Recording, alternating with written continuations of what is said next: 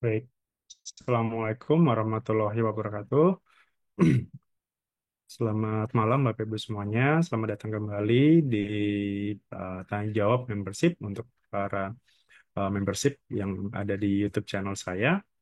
Dan seperti biasa, selama kurang lebih 1 jam ke depan, kita akan ngobrol-ngobrol santai, tanya jawab seputar perpajakan, dan disclaimer terlebih dahulu bahwa apa yang saya sampaikan ini adalah murni dari pendapat pribadi dan bukan sebuah saran dari bukan saran profesional ya seperti itu. Jadi apabila misalkan terjadi perbedaan eh, perbedaan perbedaan antara aturan yang berlaku dengan pendapat yang saya berikan, maka yang jadi pegangan tetap aturan yang berlaku seperti itu.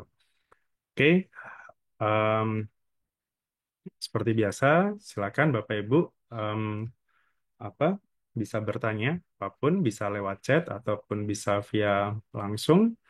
Em, Sambil menunggu pertanyaan, saya coba mungkin jawab-jawab beberapa pertanyaan yang ada di grup membership. Seperti yang ini terakhir, mungkin saya coba dari yang paling bawah ya, jadi takutnya ke atas-atas ke skip biasanya. Em, ini pertanyaannya seputar pengajuan banding lewat pos.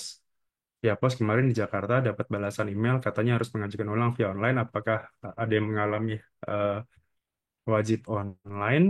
Setahu saya memang untuk pengadilan pajak ya sudah ada yang namanya e-court kalau nggak salah e-tax court ya, pengadilan pajak elektronik gitulah. Cuman saya nggak tahu apakah itu diwajibkan dalam hal apa namanya pengajuan berkas atau apa ya. Cuman memang em, sudah ada memang fasilitas untuk pengajuan lewat online ya. Ini menggunakan tadi ya e-tax court kalau nggak salah karena itu ranahnya kan di pengadilan pajak ya, masuknya ke Sekjen Kemenkeu. Jadi saya sendiri kurang paham mengenai alur alur pengajuannya seperti apa. Untuk keberatan sendiri juga sudah bisa mengajukan online ya. Jadi kan kalau upaya hukum itu kan bisa e-objection ya atau keberatan, atau kalau setelah keberatan itu kan ada banding atau gugatan. Nah, itu bisa melalui e-tax court tadi gitu. Dua-duanya bisa melalui online. Oke, mungkin berikutnya. Oke, terkait pembuatan faktur pajak kode 08 dengan lawan transaksi organisasi ASEAN, artinya dia bukan subjek pajak ya, makanya penyerahannya dibebaskan. Kemudian pada pilihan sinkron kode cap di faktur ada pilihan penyerahan kepada perwakilan asing. Oke. PP yang dibebaskan berdasarkan PP nomor 47 tahun 2020. Oke, terus barang hasil kelautan dan perikanan ikan hias. Namun dua pilihan itu nomor urutnya sama ya. Sebentar. Oke, harusnya sih pilih yang nomor ini ya, yang atas ya, yang PP 47 tahun 2020 ya. Terus saya buat faktur pajak dan memilih. Oke, namun setelah dirilis faktur pajaknya keterangan muncul adalah.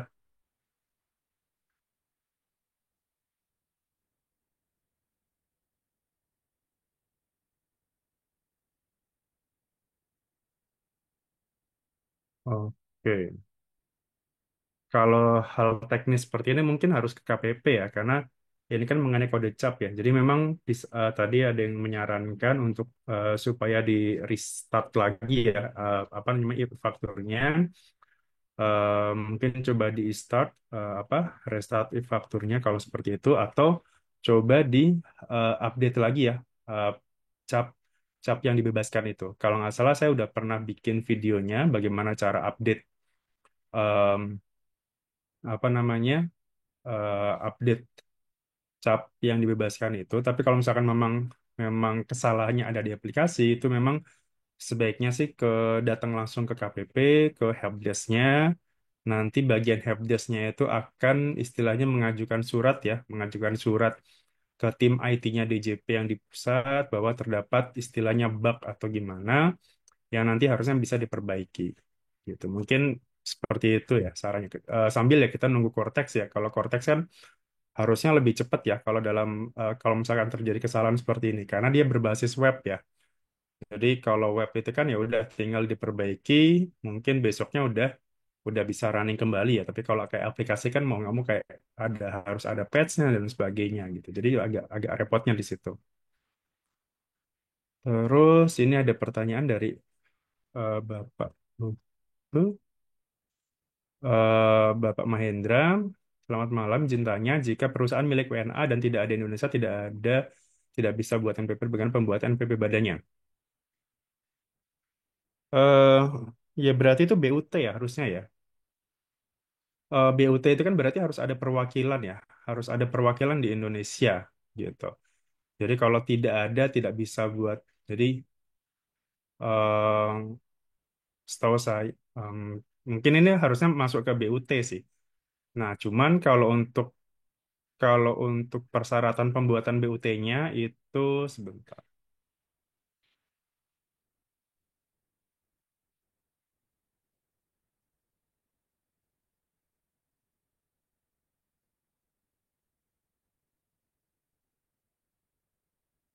BUT.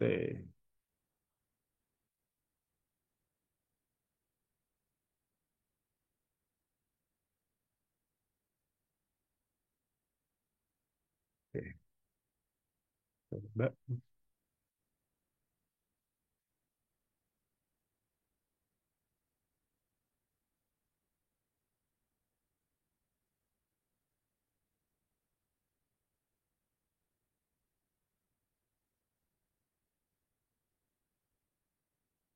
Ini coba kita lihat di sini. Ini dari websitenya Pak Agus Pajak ya, Pak Raden Agus Suparman.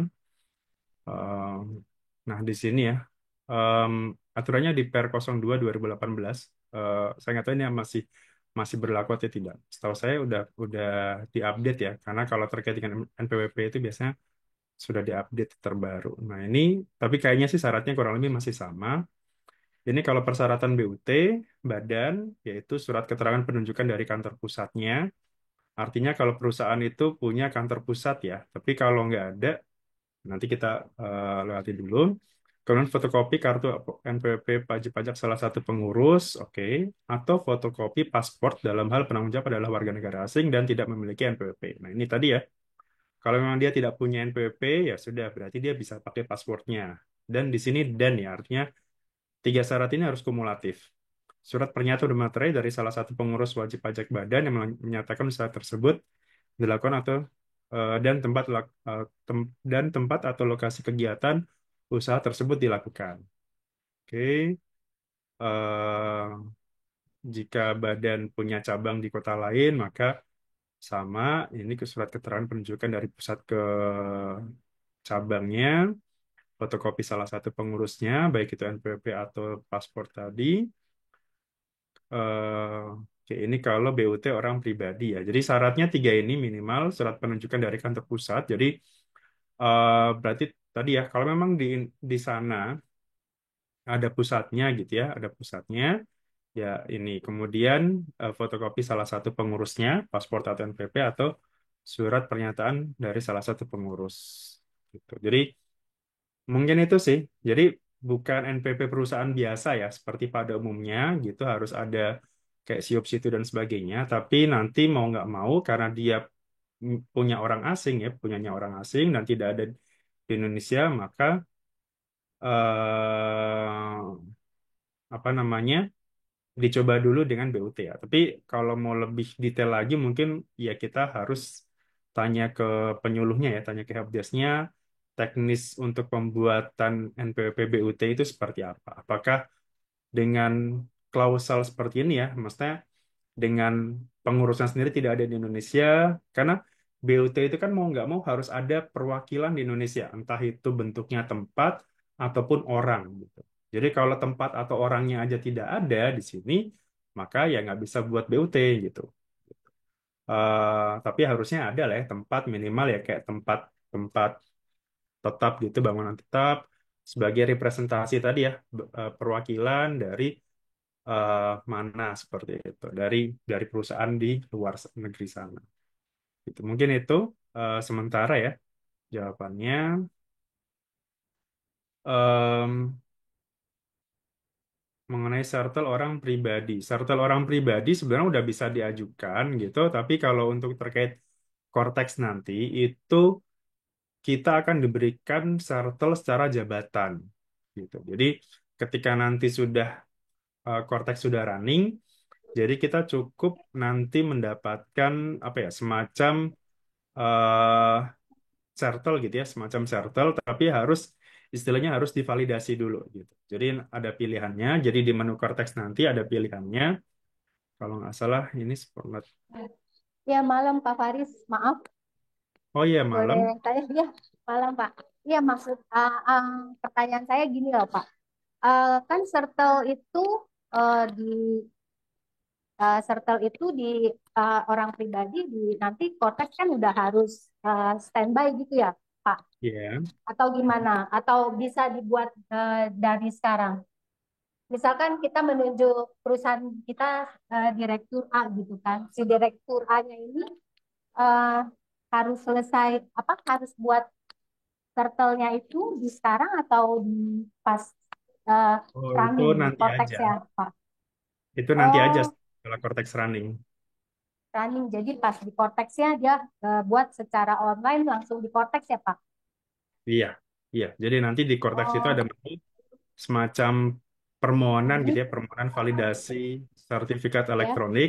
Di situ nanti ya, syaratnya kita mm, input foto gitu ya, kita masukkan foto, ya, foto mm, diri kita sendiri, mm. kemudian memasukkan passphrase yang nanti akan digunakan ya. Passphrase ini kayak semacam Oh, password lah gitu. ya Nanti berarti mungkin enggak eh, ada ya NPWP atau KTP yang harus diinin juga atau gimana? Kan kalau kita buat di KPP biasanya kayak gitu kok, Pak. Nggak perlu lagi. eh, seharusnya ya, tapi sebentar saya coba Hmm. ininya dulu. Sama Oke, satu lagi, Kak, maaf ya. ya silakan. Kalau Sertel itu untuk Cortex, yang mau saya tanyakan nanti e-fakturnya kan sudah di Cortex tuh, Pak. Hmm. E-faktur yang lama jadi gimana? Misalkan perusahaan kita eh, perpanjang di harus perpanjang di Maret 2025 tuh Pak. Yang untuk Hmm. e-faktur yang lama nih Pak ya. Itu kita perlu perpanjang lagi atau eh, enggak usah Pak? Sertelnya. Sertel yang untuk e-faktur lama. Soalnya Oh kan ya. e-faktur lama itu kalau ketarik di Cortex berarti kita bisa buat pembetulan atau apa di eh, e-faktur di Cortex kan Pak. Tapi kalau dia tidak menarik di Cortex berarti e-faktur lama kita harus tetap ada kan Pak?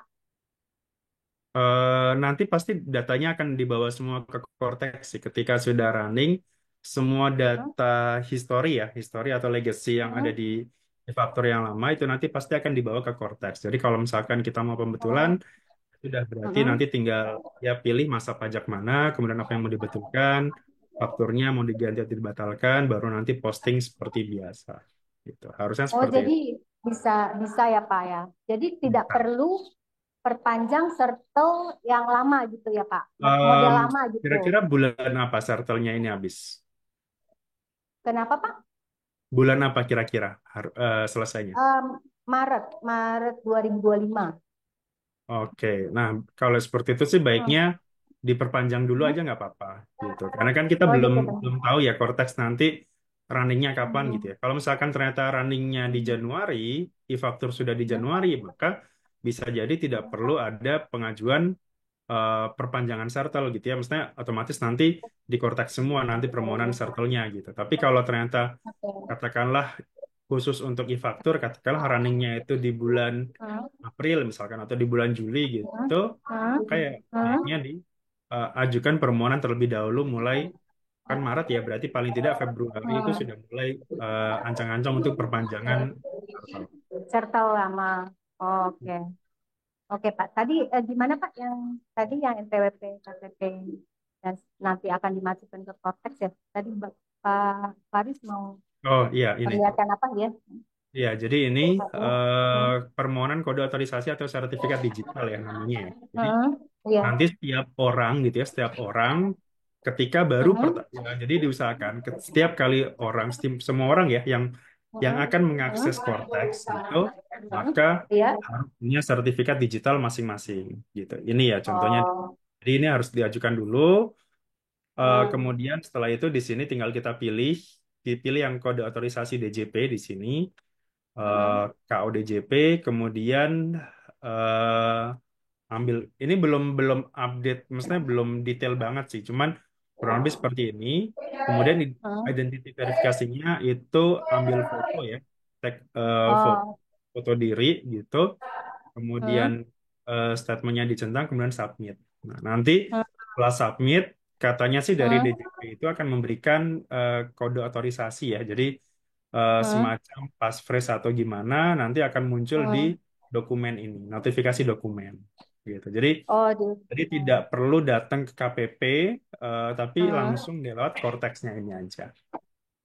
Oh, iya Pak. Ya, kalau itu misalkan, oh tapi kalau kita belum tahu ya akan running di bulan apa ya Pak ya? Iya, iya. Oh, iya iya. Kalau Dan tidak ada lagi oh, sertel badan ya. Semuanya sertel serta orang badan, pribadi di iya iya justru itu Pak. Kalau yang apa yang untuk yang tadi aku tanya juga, maksudnya kalau nggak ada serta badan kan, kalau e-faktur lama itu nggak masuk di e-faktur Cortex, jadi kan itu Pak, Oh, ya itu berarti yang nanti, membingungkan gitu. Ya, ya, ya, jadi kita tinggal lihat Cortex itu berlaku kapan aja kali ya Pak ya. iya, benar. Nah, Maksudnya nanti gitu ya. berarti, Hmm, berarti ketika hmm. sertelnya kan berarti yang sekarang kan sertel badan ya, yang e-faktur. Iya, Nah, iya berarti Pak. nanti Hmm, otomatis kan gini, misalkan ini sebuah PT nih, PT-nya Raka iya, misalkan. Kemudian iya Pak. Bu Titi sebagai seorang adminnya gitu ya, seorang admin di bagian khusus Iya, e-faktur misalkan. Maka nanti iya. PIC dari PT-nya Raka ini akan memberikan Hmm, hak akses ke ibu gitu ya, ke ibu hmm. untuk mengelola e-faktur di sini. Iya betul Pak. Artinya apa? Itu tak, Ya, iya Pak. artinya Apa? berarti ibu ketika nanti buka Cortex, ibu akan punya dua, istilahnya dua login. Login PT-nya Raka dan login orang pribadinya ibu sendiri. Oh, oh Tuh. berarti akunya perlu buat sertel Pak.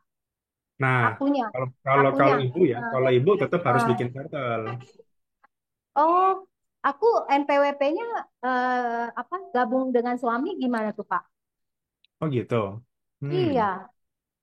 aku misalkan aku buat yang membuat pajak di perusahaan Mhm. misalkan Pak. Nah itu gimana? Akunya sebagai perekam misalnya, misalkan Pak, atau kan PIC itu Eh, direktur misalkan gitu kan Pak. Dia menunjuk iya, iya. aku. Nah, nah itu Mhm. gimana? Akunya NPWP siapa yang aku apa KTP bisa? Eh, Atau nicknya gimana? sudah valid nggak? Sudah divalidasi nggak? Udah, udah, Sudah. udah Pak. Nah, nanti, Tapi nah, NPWP aja yang gabung dengan suami. oke. Eh, Hmm. berarti kan di sini ibu sebagai ya nanti saya masih di awang-awang ini ya. Coba mungkin Hmm. mungkin seperti ini. eh Hmm. Ibu tetap bisa login Cortex ya menggunakan NPWP nick ibu lah gitu ya, nick ibu, eh Hmm. nick ibu. Kemudian di sini nanti tetap Hmm. akan ada dua akses ya. Atau Hmm. misalkan berarti ketika ibu login gitu ya, Hmm. oh iya, ibu sebentar. Kan soalnya ada Hmm. family tax unit juga ya nanti, eh Oh ya di ada di portal sini. Ya, di portal ya unit Pak. ya unit keluarga untuk Oh, kepentingan perpajakan ya. Otomatis kan ibu iya. nanti masuknya ke sini dia. Nah, Em, bisa jadi ya, bisa jadi ketika Ibu Hmm. login Cortex gitu, nanti akan Hmm. ada dua, istilahnya dua akun di sini. Akun PT-nya Hmm. Raka, Ibu sebagai Hmm. admin faktur, dan Hmm. eh, akun diri Ibu sendiri. Gitu. Diri Ibu sendiri, Hmm. walaupun mungkin ya Hmm. tidak Hmm. tidak buat apa-apa ya. Maksudnya kan ya Iya, nggak lapor SPT tahunan juga karena sudah masuk ke suami. iya, iya, Nah, iya betul. ketika ibu login gitu ya, ibu login berarti ibu nanti Hmm, paling tidak dicoba dulu aja permohonan kode hmm. otorisasinya ini apakah berhasil atau tidak gitu. Oh, Karena toh nanti misalkan ibu nih hmm, kan ibu login sebagai PT-nya Raka sekarang gitu ya. hmm, Ibu login hmm, sebagai PT-nya Raka, kemudian hmm, ibu masuk e-faktur, ibu buat e-faktur gitu ya. Misalkan e-faktur hmm, sudah dibuat, sebentar, hmm, faktur,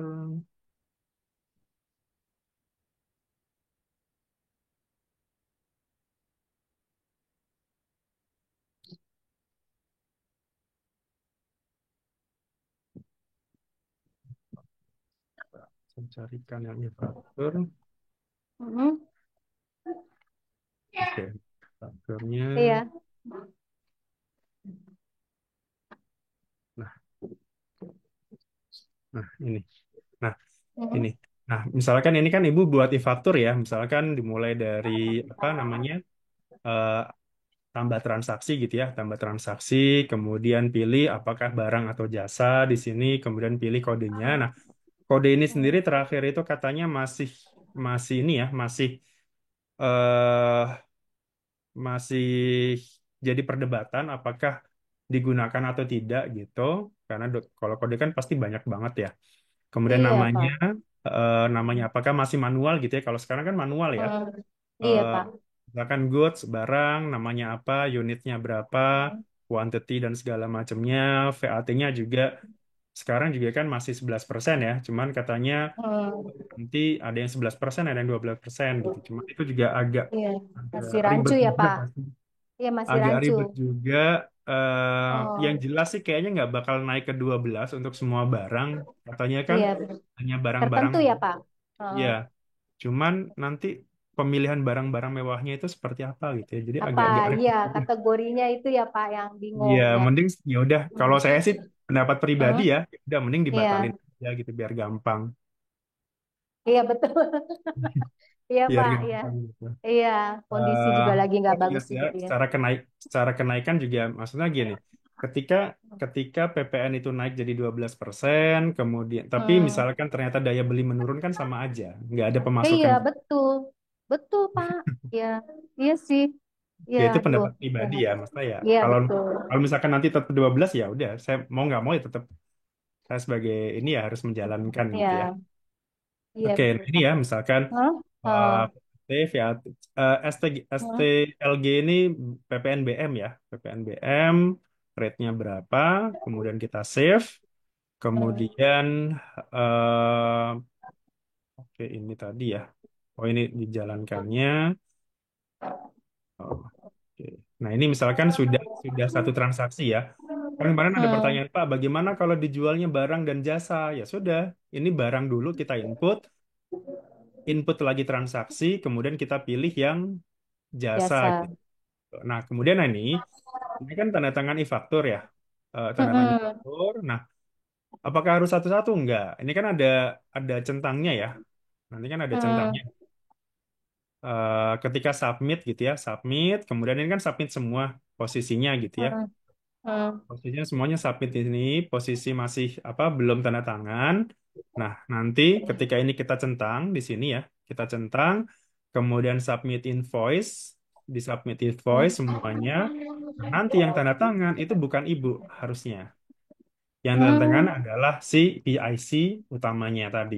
Iya betul, betul. Si PIC utama atau yang orang yang ditambahkan lagi untuk tanda tangan di faktur lah gitu. Kan nggak mungkin ibu yang tanda tangan di faktur ya Hmm. Iya gitu. betul, Kecuali Pak. kalau ibu direkturnya nggak masalah gitu. Iya, iya, Tuh. iya. Iya, PIC Ya, jadi yang direkturnya. ya jadi Oh, ini hmm, nanti direktur yang jadi gimana ya berarti nanti si direkturnya si PIC utamanya tadi harus buka Cortex gitu.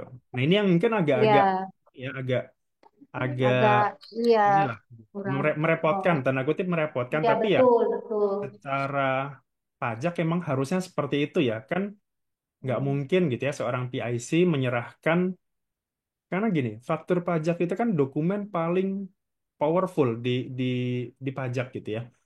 Dengan satu faktur itu kita bisa apa ya? Memungut PPN berapapun gitu. Dan Iya, PPN itu apa? PPN itu kan yang bayar konsumen. iya, Dengan iya, bisa betul, Pak. menerbitkan faktur, artinya konsumen itu bayar. Iya. Jadi kan dokumen itu sangat powerful ya. Nah, makanya sepowerful itu gitu ya. Kalau bisa yang tanda tangan lah orang yang paling powerful di perusahaan tersebut gitu. Itulah kenapa filosofinya ya, latar belakang Hmm. kenapa harus ada dokumen sign ini gitu. Jadi biar si PIC utamanya tadi ngeh bener gitu bahwa apa yang saya tanda tangani itu adalah dokumen yang memang bener gitu ya gitu. Minimal baca deh gitu ya. Jangan cuma tanda tangan aja gitu seperti itu. Yang bingungnya kalau direkturnya lagi nggak ada ya, Pak ya? Iya, nah mungkin ya. Ini sudah, Ya, iya itu bisa. yang Silakan aja, penting. misalkan PIC Ya. utamanya tadi menunjuk misalkan ibu untuk tanda tangan juga. Oke, itu nggak masalah. Tapi kan itu Iya. apa namanya konsekuensi pribadi ya ketika ada apa-apa, misalkan seperti itu. Tapi memang eh, apa ya latar belakang kenapa ada signer provider ini adalah untuk Hmm. meminimalisir kesalahan atau apa ya fraud gitu ya ketika pembuatan faktur pajak. Hmm. Hmm. Seperti itu sih. Oke, Jadi oke. terkait dengan Sertel ini. Oke, berarti yang pokoknya langkah utama yang kita persiapkan untuk Cortex ini, serta OP itu harus ada pas Cortex running gitu ya Pak ya. Intinya gitu Iya, kan Pak. iya Hmm. benar-benar. Baik perekam maupun PIC itu Iya, juga ada sertel gitu Pak. ada sertnya. Semua orang pribadi, Semua. semua wajib pajak Hmm. orang pribadi itu harus ada sertel Hmm. pribadi. Gitu. Jadi kayak saya, Oke. udah saya harus ajukan Hmm. juga nih. Karena kan saya harus lapor SPT Ya. tahunan kan.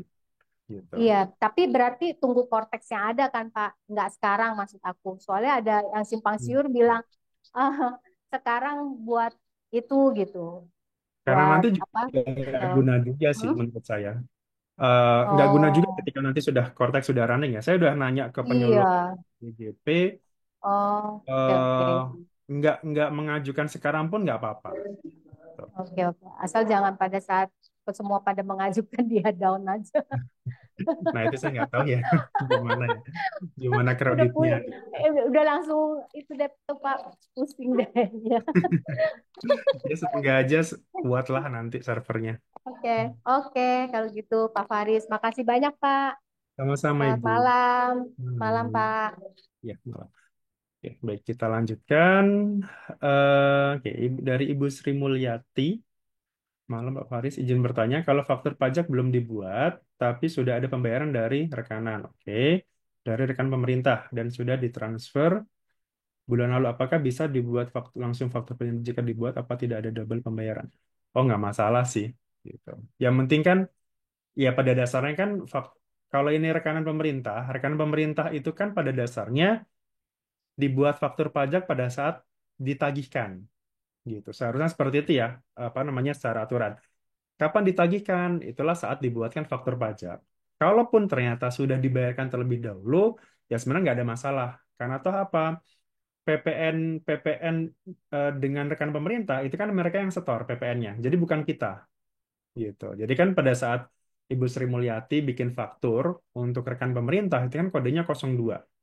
Kode 02 sekarang itu berarti PPN-nya itu mereka yang setor dan pakai NPWP mereka gitu. Jadi kalau 02 itu pakai NPWP mereka, artinya tugas ibu itu cukup sampai di pembuatan faktur saja. Ketika sudah dibuatkan faktur pajaknya udah selesai. Kalau misalkan ternyata sudah dibayarkan ya sudah nggak apa-apa. Kecuali misalkan ternyata di pembayaran itu ternyata sudah termasuk PPN-nya juga ya. Maksudnya PPN-nya ternyata bukan mereka yang setor, tapi ibu yang setor. Nah, itu berarti konfirmasi lagi ke mereka ya, konfirmasi ke bendaharanya, Bu, ini pembayaran ini PPN-nya siapa yang setor gitu. Secara aturan itu harusnya mereka. Gitu. Tapi kalau kita yang setor gitu ya, ya sudah kita yang setor sendiri aja nggak apa-apa gitu. Seperti itu ya. Tapi tapi ya sebaiknya kita kasih pengertian karena bendara itu kadang nggak paham ya, nggak paham aturan pajak tapi ngeyelnya minta ampun gitu kadang-kadang gitu karena takut diperiksa BPK atau Ijen dan sebagainya gitu. Jadi em, kalau kalau punya lawan transaksi bendahara pemerintah itu ya kita agak-agak sabar lah gitu dalam edukasinya juga gitu. Tapi kalau di sini silakan aja dibuatkan faktur pajaknya, kemudian tanya pembayarannya ini sudah PPN-nya atau tidak, sudah dibayarkan PP-nya atau tidak. Kalau sudah oleh rekan pemerintah ya sudah kita kita cukup sampai di pembuatan faktur pajak aja. Tapi kalau ternyata belum dibayarkan dan suruh kita yang bayarkan, nah itu tinggal kasih pengertian aja gitu. Kalau 02 itu ya, itu mereka yang setor, bukan kita. Kecuali kalau mau diubah ke 01 gitu ya. Cuman kalau 01 sendiri, kan jadinya agak agak aneh ya. Maksudnya 01 tapi ke pemungut. Tuh. Seperti itu sih. Gitu. Kecuali kalau transaksinya di bawah 2 juta ya. Kalau di bawah 2 juta itu memang mereka nggak mungut, tapi kita yang setor. Gitu. Jadi kode fakturnya tetap 01 dan kita yang setor seperti biasa. Kalau di atas 2 juta, baru mereka yang setor dan kodenya 02 jadinya. Itu. Kemudian dari Ibu Stella, selamat malam. Jika izin tanya, staf perusahaan merangkap sebagai sales juga dan mendapatkan komisi untuk penghitungan pasal 21. Seperti apa? Staf. Nah, kalau staf sendiri, dia berarti posisinya itu anggap aja itu sebagai pegawai tetap gitu ya. Pegawai tetap, kemudian dia mendapatkan komisi dari salesnya. Nah, Eh, kalau di perhitungan pasal 21, kalau untuk bagian tetap, itu kan seluruh pendapatan bruto. Artinya apa? Jadi walaupun itu pendapatan berupa komisi, berupa uang makan, berupa uang lembur, berupa apapun gitu, maka kita masukkan di penghasilan bruto di bulan tersebut, baru kita kalikan ter. Gitu. Seperti itu ya, kecuali kalau si salesnya ini bukan pegawai tetap gitu ya atau bukan pegawai gitu ya. Kalau kalau si staffnya ini bukan pegawai, maka kita hitungnya di semacam kayak tenaga ahli atau penghitungan kepada bukan pegawai. Yang mana aturannya berarti kalikan 50% dulu baru dikalikan tarif pasal 17. Jadi misalkan komisinya tadi 5 juta, berarti pajaknya berapa? Ya berarti 5 juta kali 50% atau dibagi dua dikalikan 5%. Atau efektif rate-nya berarti 2,5%. Itu kalau yang bukan pegawai. Tapi kalau staff ini adalah pegawai tetap atau bukan pegawai tetap gitu ya, eh, sama perhitungannya dijumlahkan seluruhnya dari komisi-komisi gaji segala macamnya itu dijumlahkan semua baru dikalikan eh, ternya ya pasal 21 seperti itu. Dari Ibu Sri Mulyati lagi, Evin sama Sertel beda. Eh, beda ya. Evin itu kan untuk membuka DJP online ya, pintu masuknya DJP online. Jadi kalau kalau mau lapor di DJP online seperti sekarang, maka harus punya Evin terlebih dahulu. Nah, Sertel itu dipakai untuk penandatanganan, menandatangani dokumen gitu. Nah, nanti di Cortex itu seluruhnya orang pribadi ya wajib menggunakan Sertel ya atau membuat Sertel dengan cara apa? Tadi ya, dengan cara ajukan permohonan sendiri.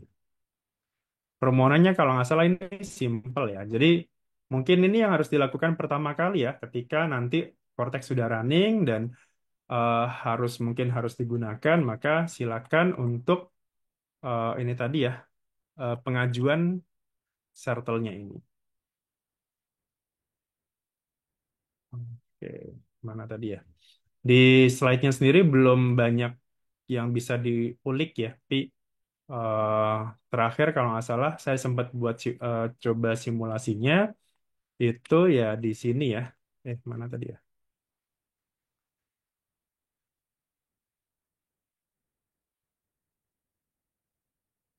Di bagian permohonan ini ya, di portal kalau nggak salah.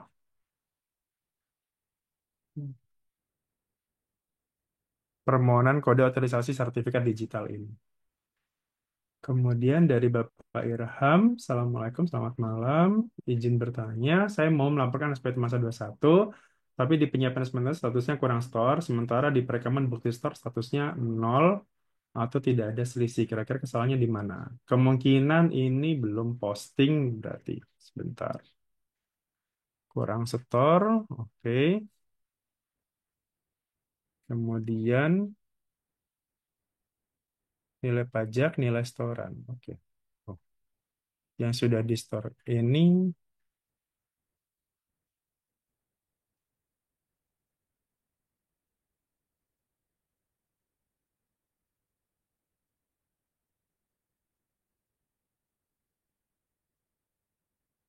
kurang setor ini masa masa 7.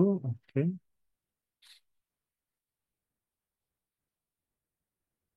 Selisih setor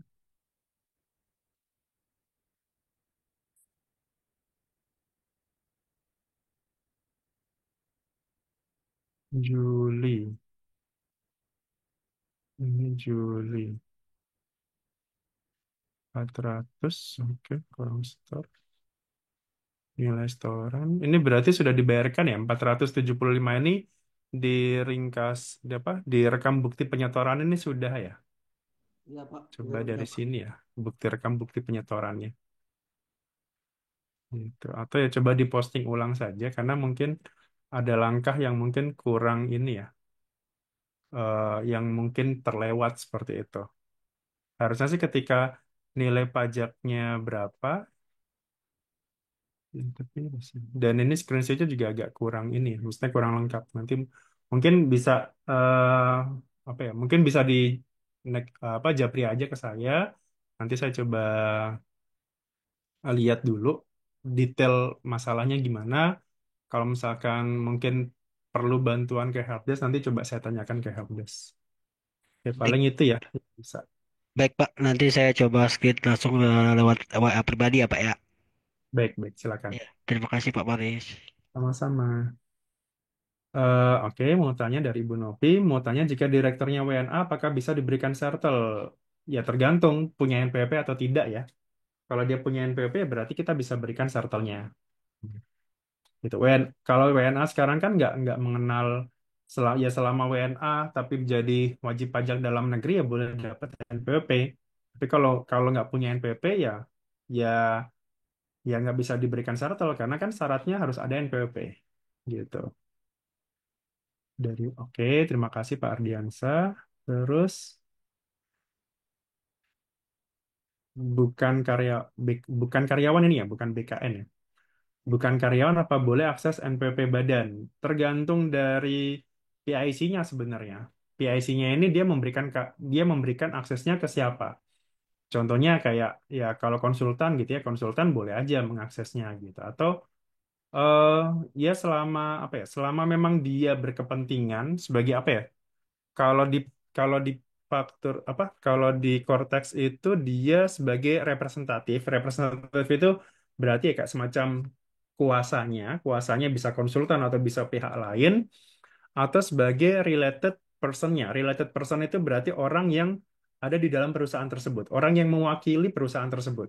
Gitu. Jadi eh beda-beda ya nanti ya ketika nah ini ya sebagai tax consultant ini kalau ini ya kalau sudah representatif tadi sebagai tax consultant atau sebagai pihak lain yang ditunjuk sebagai representasi gitu. Nah ini dua-duanya ini bisa melakukan beberapa hal. Misalkan untuk SP2DK, misalkan untuk pembuatan pelaporan SPT dan sebagainya gitu. Jadi bukan karyawan ya bisa aja untuk mendapatkan hak akses ini, tergantung dari PIC-nya tadi. Sementara kalau yang eh, ini tadi ya, kalau dia sebagai kuasa, kalau dia sebagai apa di sini ya tadi. Nah, ini ya related penambahan hak akses pegawai. Nah, ini contohnya. PT-nya Raka ingin menunjuk salah seorang pegawai yang bisa mengurus pajak gitu ya sebagai tax adminnya. Dalam melakukan pemenuhan hak dan kewajiban perpajakan dalam aplikasi Cortex, pegawai yang ditunjuk bernama Rahamudi dengan nick-nya sekian. Nah, ini ya nick. Jadi kayak tadi misalkan Pak, bagaimana kalau NPWP saya sudah gabung dengan suami? Nah, ternyata pakai nick punya istri juga sebenarnya masih bisa ya.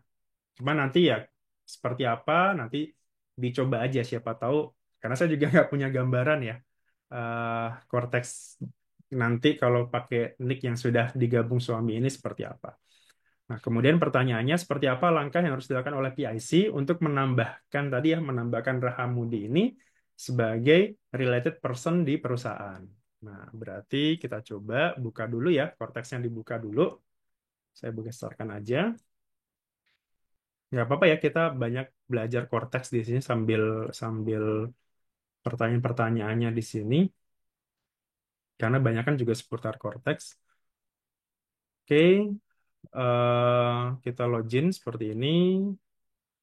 Kemudian, nah ini ya, di informasi umum, klik di informasi umum, kemudian klik edit di sini, taxpayer general information, kemudian kita pilih add di sini, related party-nya, eh, related party, kemudian kita masukkan apakah dia ini ya, related taxpayer, person, atau kalau related person itu pengurus ya, kalau related taxpayer itu berarti WPLN terkait. Misalkan kalau grup gitu ya, misalkan grup dia cabangnya atau mungkin punya hubungan istimewa dan sebagainya gitu. Jadi kalau taxpayer itu berarti wajib pajak lain, sementara kalau pengurus berarti ya orang yang yang di dalam struktur organisasi tersebut. Nah, kita pilih yang related person di sini. Oke, kemudian pilih nationality-nya ya, foreigner atau Indonesian citizen. Ya, kita WNI ya, WNI pilih yang ini. Kemudian masukkan nomor NPWP atau nomor KTP-nya ya, NIK atau TIN, TIN itu NPWP. Kemudian search artinya harusnya muncul namanya di sini ya, Rahamudi dan seterusnya. Kemudian related person-nya tipenya apa? Gitu. Founder, manager, other atau proxy. Nah, founder itu berarti apa ya? Founder itu berarti apa namanya PIC-nya ya, si eh, founder itu bahasa Indonesia apa ya? Pemilik atau mungkin eh, pengurus atau yang ya semacam itulah ya, manager atau others atau proxy. Proxy ini saya belum paham apa. Cuman kalau untuk tadi ya, kalau Rahamudi ini ditunjuk untuk mengurus e-faktur misalkan, nah kita pilih yang others aja ini, other. Kemudian remarknya apa? Sebagai staf pajak misalkan. Kemudian phone numbernya, emailnya apa. Kemudian valid dari sampai kapan ke kapan. Karena ini ada batas waktunya juga.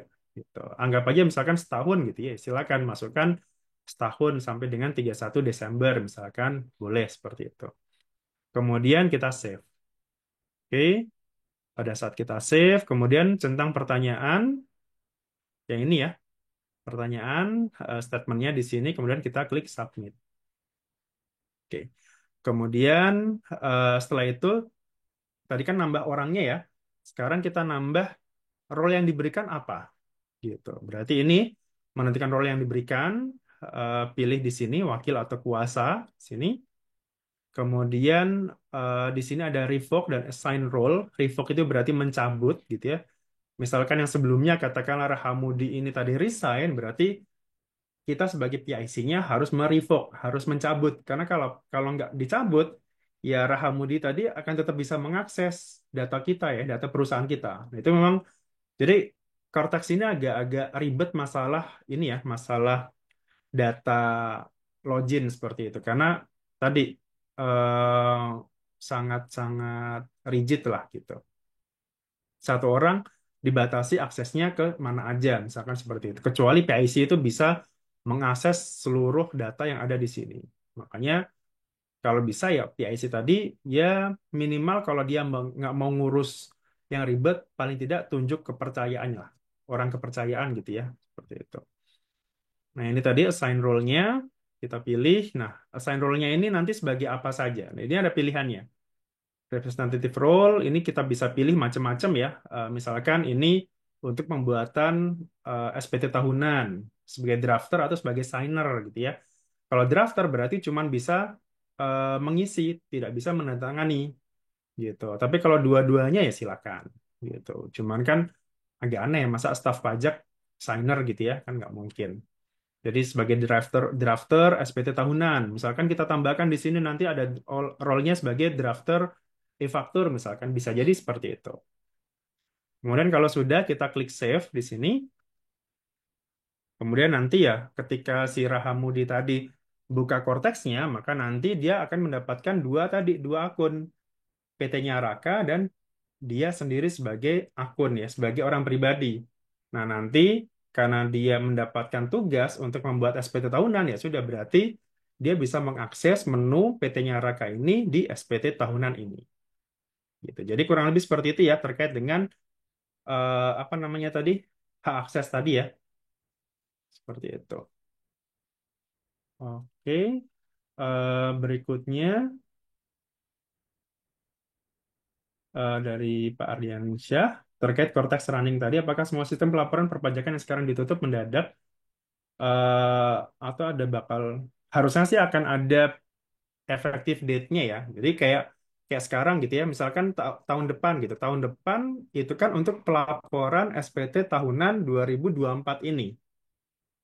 Rasa-rasanya nggak mungkin dikasih waktu cuma 3 bulan dan 4 bulan untuk melaporkan SPT tahunan orang pribadi atau badan tahun pajak 2024 menggunakan Cortex.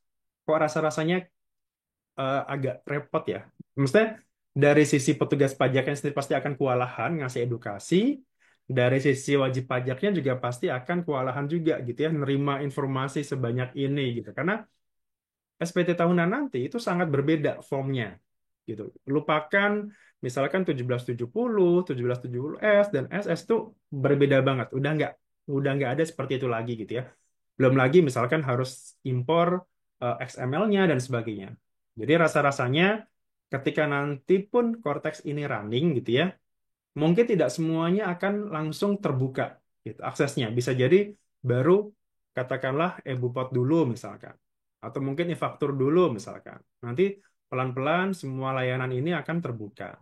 Harusnya seperti itu gitu. Dan nanti pasti akan gradual sih apa namanya nggak langsung jebret gitu harusnya nggak sih. Harus ada masa masa tunggunya. Setahu saya DJP online itu masih bisa digunakan paling tidak sampai tahun 2026 lah harusnya gitu.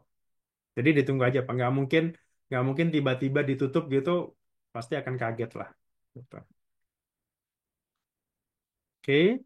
Kemudian dari Bu Elvi, berarti kalau misal saya pegang 5 perusahaan, jadi nanti di Cortex saya bisa muncul 5 perusahaan tersebut. Iya, benar. Jadi nanti di sini ya, di apa namanya di menu profilnya ini nanti ada PT-nya Raka, ada PT-nya Bunga, ada PT-nya siapa seperti itu. Dan nanti Ibu Elvi ini nanti ditugaskan sebagai apa saja gitu, siapa saja. Itu kalau ternyata role assign-nya tadi sebagai karyawan ya, sebagai related person. Nah, kalau kita sebagai konsultan gitu, sebagai atau orang yang ditunjuk kayak representatif tadi ya itu beda lagi. Kita coba ya. Nah, ini sebagai kuasa. Jadi beda ya antara related person dengan kuasa. Nah, di sini berarti ada dua di sini. Agar konsultan atau pihak lain dapat ditunjuk oleh wajib pajak sebagai kuasa, orang tersebut harus terdaftar dalam database kuasa di Cortex. Jadi harus daftar dulu nih ke Cortex gitu ya. Pertama, ada dua cara. Konsultan atau pihak lain mendaftarkan diri sendiri ke kantor pajak melalui Cortex yang dimilikinya, atau didaftarkan sebagai pemberi kuasa di laman Cortex pemberi kuasa. Jadi tadi ya, mendaftarkan ke KPP. Jadi, Pak, jadi mungkin nanti akan ada draftnya, ada surat permohonannya atau seperti apa, Pak.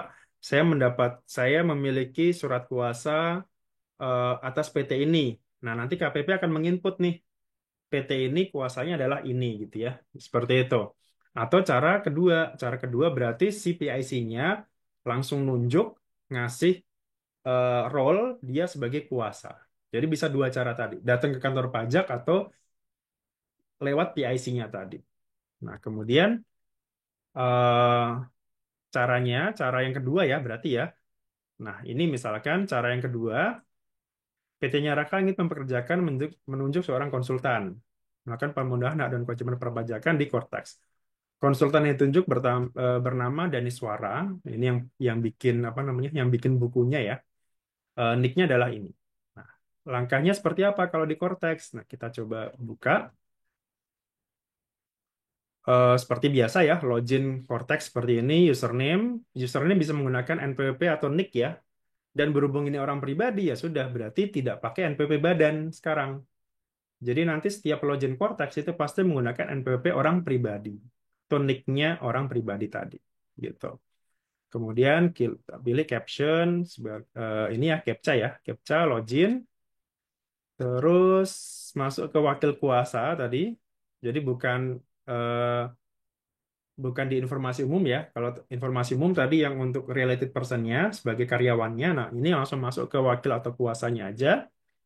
Wakil atau kuasa, kemudian kita pilih new representative tadi. New representative kita pilih, kemudian sebagai apa di sini? Other party that get appointment ya. Ini nanti akan bahasa Indonesia semuanya ya. Orang pihak lain yang ditunjuk sebagai kuasa atau konsultan pajak. Kalau konsultan pajak berarti harus ada nomor izinnya gitu. Harus ada bukan cuma sekedar brevet ya, tapi harus ada izin sebagai konsultan pajaknya. Harus ya eh, nomor konsultannya lah gitu. Kemudian ini NPWP-nya berapa, kemudian kita search ya namanya siapa, misalkan di sini Dani Suara. Nah, ini ya tax consultant, license number-nya ini berarti eh, apa namanya? Nomor eh, dia sebagai konsultan pajak ya. Kemudian license-nya apa? A, B, atau C gitu ya. A itu berarti license-nya baru boleh mewakili orang pribadi saja. B berarti boleh mewakili badan. C berarti sampai ke tahap transfer pricing dan pajak internasional. Gitu. Jadi yang paling tinggi itu C ya. Kemudian statusnya aktif gitu ya. Kalau misalkan tidak aktif gimana? Ya berarti nggak bisa mewakili. Karena setahu saya konsultan pajak itu nomor ini harus diperbarui tiap 2 tahun ya kalau nggak salah. Gitu. Kalau kalau nggak diperbarui berarti ini kemungkinan nggak akan bisa dipilih jadi konsultan. Seperti itu. Kita select ya di sini. Kemudian masukkan role-nya sebagai apa. Gitu. Kayak tadi ya. Role-nya ini nanti sebagai apa di sini. Misalkan sebagai tax return processing. Artinya dia yang membuat SPT masa misalkan atau SPT tahunan misalkan. Tax payer service request ini berarti permohonan wajib pajak ya. Contohnya kayak SKF, SKB, PBK dan sebagainya. Itu di sini eh authorized tax right atau obligation ini berarti kayak SP2DK, pemeriksaan dan sebagainya masuknya ke sini semua gitu. Oke, kita pilih misalkan batas lapor SPT misalkan, berarti kita pilih yang ini. Kemudian setelah itu eh, apa? Yang mau dilaporkan ya. Di sini ada nih tax return-nya sebagai apa? SPT-nya siap apa aja jenisnya gitu ya. Misalkan di sini ada SPT 25, kemudian eh, Net Asset Declaration Final Income Tax. Ini mungkin kayak PPh deklarasi aset ya. VAT ini berarti PPN. Kemudian rupiah corporate income tax berarti ini PPh badan, SPT PPh badan, DIM VAT berarti eh, apa PPN DM ya, PPN DIM ini.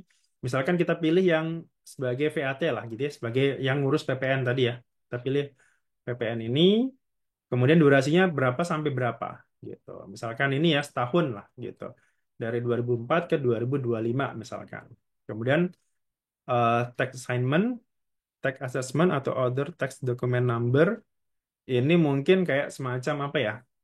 eh dokumen kontraknya dia lah ya, misalkan seperti itu gitu. Kan pasti punya kontrak atau punya nomor surat kuasa lah seperti itu. Kemudian detailnya sebagai apa? Misalkan ya ini bisa ditulis apapun ya di sini. Kemudian kita save. Oke, ini tentang pernyataan. Kemudian ini sign dokumennya. Sign dokumen ini berarti siapa? Berarti si PIC-nya, si PIC utamanya.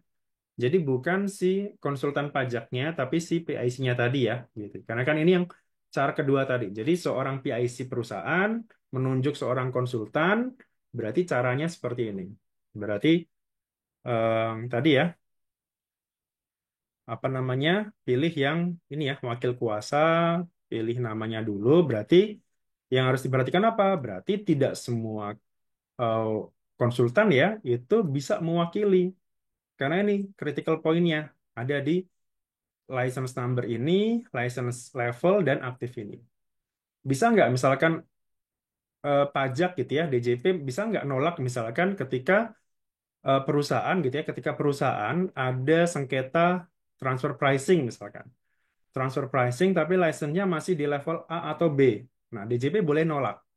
Karena kan memang tidak belum belum kapasitasnya dia kan ya gitu.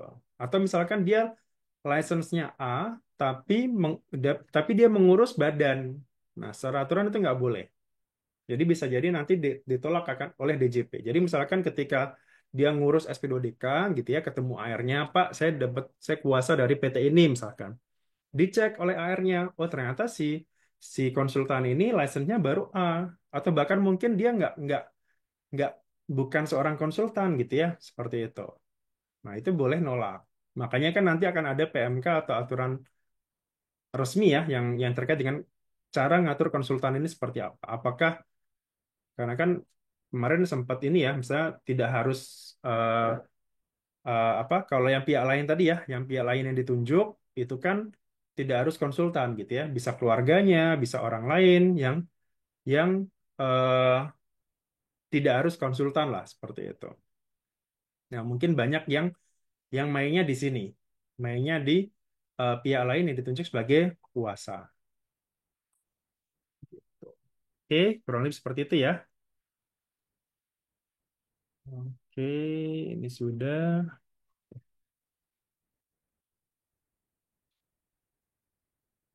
Dari Ibu Kristel, selamat malam. Kalau membuat ekualisasi PPA 21, format Excel-nya kurang lebih seperti apa? Pertama, kita cari dulu selisihnya. Jadi ekualisasi itu bukan bukan eh, memastikan bahwa nilainya sama, gitu ya, tapi mencari kira-kira selisihnya ini dari mana. Misalkan gini, di PPh Badan biaya gaji gitu ya, pasti biaya gaji terkait biaya gaji. Biaya gajinya katakanlah 2 miliar. Sementara di SPT 21 itu 1,5 miliar. Nah, 500 jutanya ini dari mana selisihnya? Bisa jadi pertama terkait dengan Natura. Terkait dengan yang paling ya, yang paling sering, karena kan itu bukan objek, itu adalah terkait dengan BPJS. BPJS Kesehatan, sorry, bukan BPJS Kesehatan. Kalau yang ditanggung perusahaan ya, yang ditanggung perusahaan itu kan BPJS JKK ya, JHT ya, JHT. JHT yang 3, sekian persen itu, yang 3,7 kalau nggak salah, itu kan tidak masuk ke daftar penambahan bruto di pasal 21. Jadi pasti, sementara kalau di perusahaan itu boleh dibiarkan. BPJS itu kan boleh dibiayakan ya, BPJS yang dibayarkan ke karyawan itu boleh dibiayakan.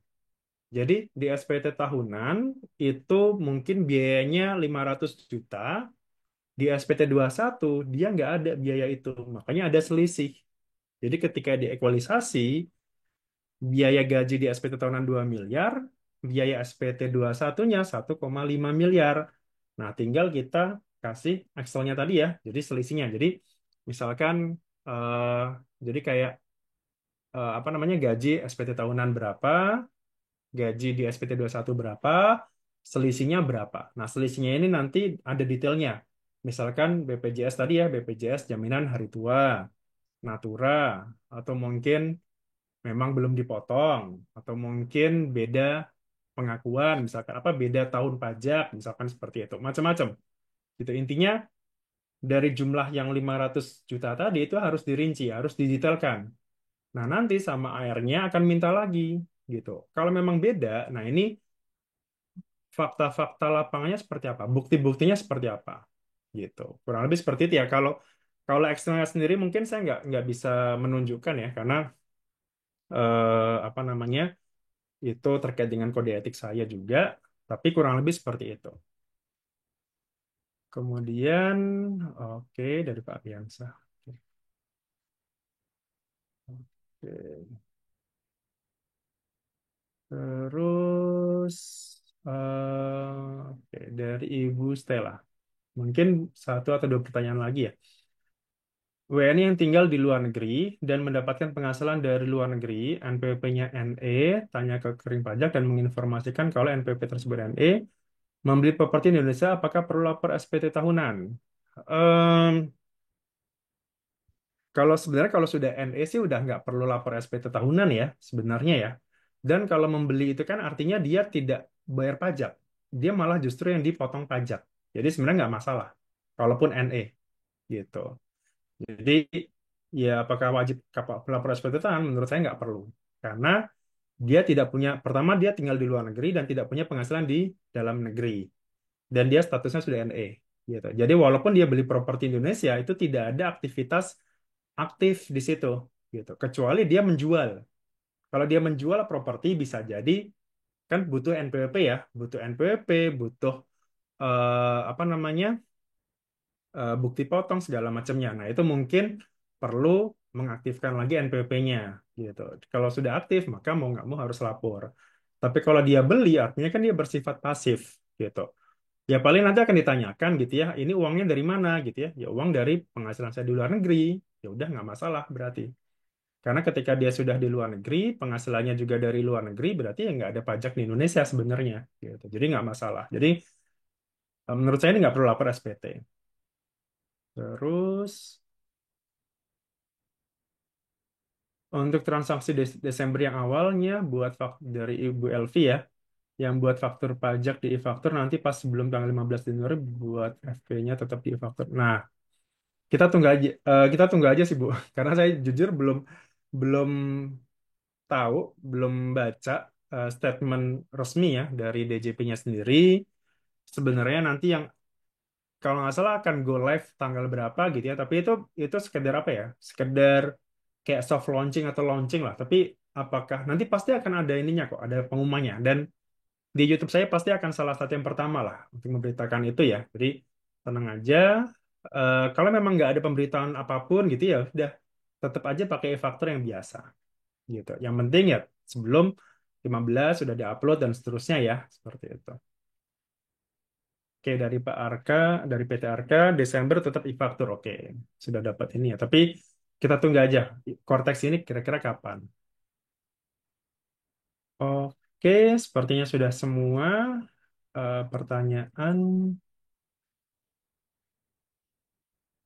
Kalau dari Ibu Sri Mulyati, kalau Pak, kalau yang baru aktif masuk di DJP online harus daftar Evin dan Sartel dulu untuk mengurus semua pelaporan.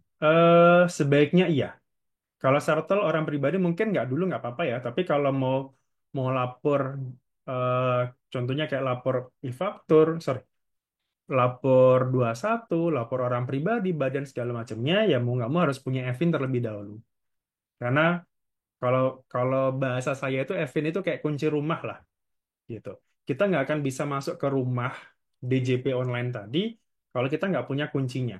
Gitu. Jadi kita punya kunci dulu, baru kita buka pintunya, baru kita bisa masuk ke DJP online tadi. Gitu. Kalau Sartel mungkin nggak dulu nggak apa-apa. Karena untuk pelaporan itu nggak harus menggunakan Sartel ya. Menggunakan kode verifikasi yang dikirim ke email itu udah cukup. Gitu. Oke, sepertinya sudah semua pertanyaannya. Oke, terima kasih atas waktunya Bapak Ibu. Eh, kita selama sejam ke belakang kita bahas banyak mengenai Cortex ya. Jadi semoga mungkin ini saya akan upload eh, secara publik aja. Jadi biar orang-orang sekalian paham ya mengenai apa role play tadi, role access tadi ketika dia sebagai karyawan atau dia sebagai konsultan tadi ya, seperti itu. Dan terakhir ya semoga Cortex nanti ketika running kita paling tidak sudah mulai ancang-ancang gitu ya, oh apa yang saja yang harus dilakukan gitu. Contohnya tadi ya, misalkan pertama ya siap-siap apa namanya verifikasi sertifikat digital tadi ya, apa permohonan kode otorisasi tadi, kemudian ya di em, apa namanya kalau nggak salah buku-buku Cortex itu kan sudah banyak ya yang beredar. Silakan dibaca-baca aja buku panduannya. Nanti kalau em, saya masih fokus di SPT 21 Desember ini, insya Allah nanti di tanggal 21 minggu depan ada kelas pasal 21, cuman seatnya sudah mulai terbatas ya karena sekarang sudah yang daftar sudah cukup banyak dan kayaknya saya batasin aja karena takutnya kalau terlalu banyak mungkin nggak efektif. Nanti ada di sorry tanggal 21 kita bahas kelas pajak pasal 21 ya gitu. Untuk detailnya em, apa namanya nanti saya tulis di deskripsi aja atau bisa hubungi admin atau email aja ya, email atau hubungi aja IG-nya Bicara Pajak untuk detail kelasnya. Terus em, apa lagi ya? Itu aja mungkin. Untuk setelah itu mungkin saya akan coba bikin kelas-kelas Cortex. Kalau Cortex sih apa ya gratis aja sih kalau kayak gitu karena apa namanya kayaknya itu diperlukan banyak orang ya gitu. Itu saja mungkin dari saya. Terima kasih atas waktunya. Mohon maaf sekali lagi kalau ada kekurangan dan sekali lagi disclaimer apa yang saya sampaikan pada malam hari ini itu tidak mewakili instansi tempat saya bekerja, murni pendapat pribadi. Apabila ada salah pahaman atau terdapat perbedaan em, aturan, kita pakai aturan yang berlaku. Itu saja. Selamat malam Bapak Ibu semuanya. Selamat menikmati weekendnya. Saya tutup. Assalamualaikum warahmatullahi wabarakatuh. Waalaikumsalam warahmatullahi wabarakatuh. Terima kasih Pak Faris. Terima kasih Bapak Ibu semua. Makasih Bapak Selamat Faris. malam. Malam. Terima kasih.